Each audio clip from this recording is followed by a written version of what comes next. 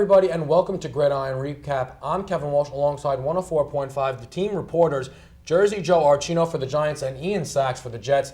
Today we'll start with the Jets. Now, obviously, all the talk surrounding that team, the loss of Rex Ryan, bringing in Darrelle Revis, bringing in Brandon Marshall, the Geno Smith saga, and in the mix, Chris Ivory gets lost, but had a very, very impressive week one. What did you see from their running back?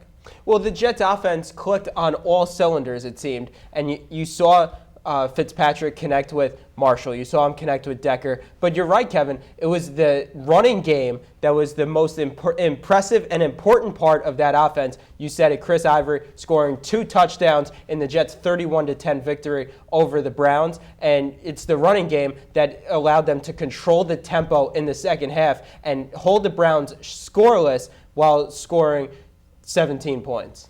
Now, outside of the offense or the rushing attack or anything there, you were in-house, you were at the game.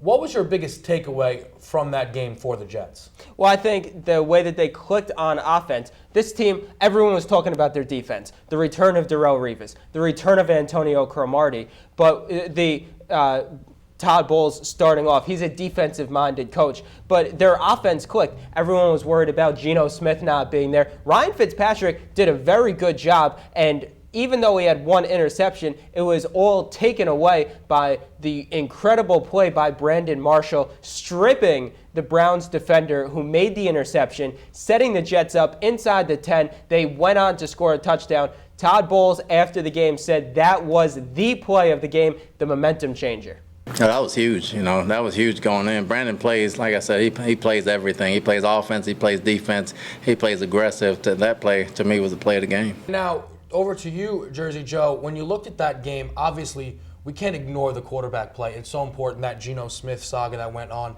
What did you see from Ryan Fitzpatrick? I think it really all comes down to the ball distribution, like our wonderful reporter said. I mean, you look at how everybody kind of got their touches with the ball. You look at Marshall got a touchdown, Decker got a touchdown. I think that's something that really was missed last year is ball distribution. You want everybody to be involved in the offense, and I don't really think that you had that at all times last year. I think with Fitzpatrick, he gets it. He really understands that mentality, and it's going to help them out so big in the long haul. Now, interestingly enough, we're talking about the Jets for making good offensive decisions, and now we're going to talk about the Giants who didn't make good offensive decisions. That clock management coming down the stretch in that game against the Cowboys, what people say cost them that game. What is your opinion on their clock management and how they handled that late game situation? Look, I don't think it's fair to put all the blame on one person. I think you lose as a team, you win as a team. Coughlin put the blame on him. Eli put the blame on him. And I think they both deserve to have some blame. I mean, the decision was wrong. They should have ran the ball there. Coughlin was right. It should have been a run play. But then Eli, at the same time, he has to take that sack. So they're both at fault here. I think the problem is it takes away from so many positives in that game. If you're the Giants, like there's a lot of good things you could take away from that, but it's a loss that wounds the heart like no other, and it's going to be a hard one to really accept and walk away from. Now, you mentioned the positives, and you would be foolish to act as if there were none. A lot of people think the Cowboys will be very good this year. For you, though, what was the biggest positive if you were a Giants fan to say, okay, this makes me feel much more comfortable about our season?